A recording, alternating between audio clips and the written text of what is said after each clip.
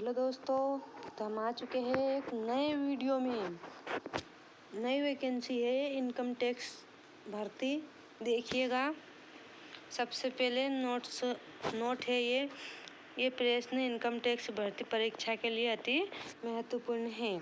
ध्यान दीजिएगा, अगर आप ध्यान नहीं दोगे ना तो कुछ नहीं होने वाला है। ध्यान देकर पढ़ाई करो। पहला क्वेश्चन है हमारा, भारत में आयकर किस प्रकार का कर है? अब पहला क्वेश्चन है, भारत में आयकर किस प्रकार का कर है? जल्दी बताओ। प्रत्यक्ष कर है। क्या है? प्रत्यक्ष कर। आगे बढ़िए। भारत में आयकर अधिनियम किस वर्ष लागू हुआ था? किस वर्ष? 1961 में लागू हुआ था। जल्दी चलो। पैन कार्ड का पूरा नाम क्या होता है? ये भी हमें मालूम होना चाहिए। क्या होना चाहिए? मालूम होना चाहिए। क्या है पैन कार्ड का पूरा नाम? टैक्समेंटेड अकाउंट नंबर। क्या है? टैक्समेंटेड अकाउंट नंबर। ठीक है, कौन सा है? बी वाला। आगे बढ़िए। TAN का पूरा नाम क्या है? क्या है? Tax dedication and collection account. क्या है? Tax dedication and collection account. चलो आगे बढ़ो जल्दी। TDS का पूरा नाम क्या है? Tax deducted at source. ठीक है, आगे बढ़ो। जल्दी जल्दी चलो आगे।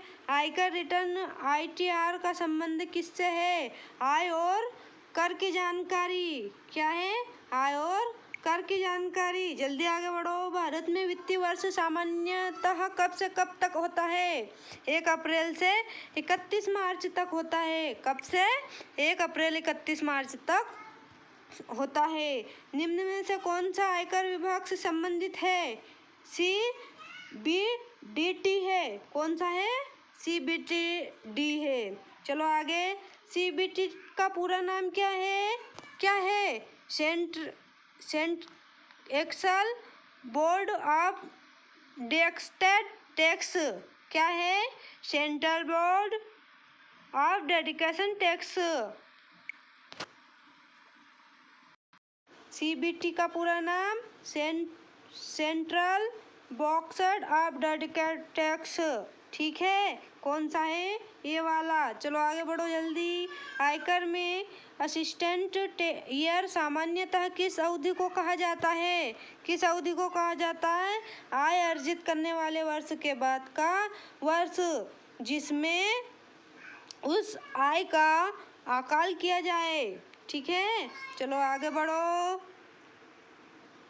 ठीक है, ये हम अगले पेज पर आ जाते हैं। आयकर में कुल आय टोटल इनकम कितनी होती है की गणना के लिए कितने प्रमुख हेड ऑफ इनकम होते हैं? 5। कितने होते हैं? 5 होते हैं। ठीक है, निम्न में से कौन सा आय एक प्रमुख हेड है? वेतन से आय। क्या है? वेतन से आय। जल्दी बढ़ो। इनकम फ्रॉम हाउस प्रॉपर्टी का संबंध किससे है? भवन मकान से होने वाली आय। ठीक है, जल्दी आगे बढ़ो। पूंजीगत लाभ कैपिटल गेन्स सामान्य किससे संबंधित है? पूंजीगत संपत्ति के हस्तांतरण से संबंधित है। ठीक है, आगे बढ़ो। इनकम फ्रॉम अदर सोर्स किस प्रकार के आय के लिए प्रयोग किया जाता है? किस? ऐसी आय जो अन्य निर्धारित हेड्स में शामिल नहीं होती है। ठीक है, आगे बढ़ो। आयकर रिटर्न में ITR का पूरा नाम क्या है? Income tax return. क्या है? Income tax return. आयकर विभाग का प्रशासनिक नियंत्रण मुख्य रूप से किस बोर्ड के पास है? किस बोर्ड के पास है? CBT के। ठीक है, आगे बढ़ो। TDS में कर की कटौती सामान्यतः कब की जाती है? कब की जाती है? आय का भुगतान क्रेडिट करते समय लागू प्रावधान के अनुसार। ठीक है, आगे बढ़ो। करदाता द्वारा दाखिल आयकर रिटर्न की जांच प्रसंस्करण किस विभाग से संबंधित कार्य है? आयकर विभाग से संबंधित है। ठीक है, टैक्स डेडिकेट एट सोर्स का संक्षिप्त रूप क्या है? TDS। आयकर अधिनियम के अनुसार असेसेस शब्द का संबंध किससे है? उस व्यक्ति से जिसके द्वारा कर या अन्य राशि देय होती है। ठीक है, आगे बढ़ते रहो। निम्न में से कौन सी आय सामान्यतः सैलरी हेड के अंतर्गत आती है? कौन सी आती है? वेतन। धारा 80 से मुख्य रूप से किससे संबंधित है? कुछ निवेश भुगतान पर कटौती के संबंधित है। आगे बढ़ो। एग्रीकल्चर इनकम का संबंध मुख्य रूप से किससे है? कृषि गतिविधियों से होने वाली आय होती है एग्रीकल्चर इनकम। कर योग्य आय टैक्सेबल इनकम का अर्थ क्या है? वह आय जिस पर लागू नियमों के अनुसार कर लगाया गया हो। ठीक है, चलो जल्दी जल्दी हम क्वेश्चन निपटाते हैं, हमें और आगे का सिलेबस कंप्लीट करना है। ठीक। डेडिकेशन का अर्थ आयकर में सामान्यतः क्या होता है? आय में अनुमत कटौती। निम्न में से कौन सा प्रत्यक्ष कर का उदाहरण है? आयकर। ठीक है। कैपिटल असिस्टेड का संबंध किससे है? पूंजीगत संपत्ति से है। किससे है? पूंजीगत संपत्ति से है। यदि किसी व्यक्ति का आय पर स्रोत कर पर कर काटा जाता है तो इसे क्या कहा जाता है? TDS। ठीक है।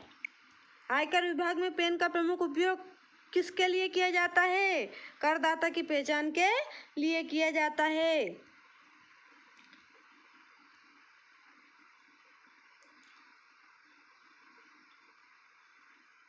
चलो आगे बढ़ते हैं। 31 से 40 तक के प्रश्न। आयकर अधिनियम के अंतर्गत पर्सन में निम्न में से कौन सा शामिल हो जा सकता है? कौन सा शामिल हो सकता है? व्यक्ति, HUF, कंपनी आदि। ठीक है। HUF का पूरा नाम क्या है? हिंदू इन्विटेड फैमिली। ठीक है। ग्रॉस टोटल इनकम का संबंध किससे है? सभी लागू हेड से आय को निर्धारित नियमों के अनुसार जोड़ने के बाद की राशि को ग्रॉस टोटल इनकम का संबंध है। टैक्स लिएबिलिटी का अर्थ क्या है? क्या है? टैक्स लिएबिलिटी का अर्थ क्या है? करदाता द्वारा देय कर की राशि टैक्स लिएबिलिटी का अर्थ है। चलो आगे बढ़ते हैं। ठीक है, आगे बढ़ते हैं। एडवांस टैक्स का संबंध किससे है? एडवांस टैक्स का संबंध कर का अग्रिम भुगतान से है। ठीक है। सेल्फ असेसमेंट टैक्स सामान्य कब जमा किया जाता है? रिटर्न दाखिल करने से पहले कर दिया जाता है। रिफंड का अर्थ आयकर के संदर्भ में क्या है? अतिरिक्त भुगतान के किए गए कर की वापसी है। ठीक है। आयकर में इंटरेस्ट सामान्यतः किससे संबंधित होता है? कर की देरी से भुगतान आदि पर लगने वाले राशि। ठीक है। चलो आगे बढ़ो जल्दी। नोटिस आयकर विभाग द्वारा सामान्यतः किस उद्देश्य से जारी किया जा सकता है? कर संबंधी कार्यवाही जानकारी के लिए। आयकर में रिटर्न का मुख्य उद्देश्य क्या है? आय और कर संबंधी विवरण प्रस्तुत करना। ठीक है। चलो आगे बढ़ते हैं।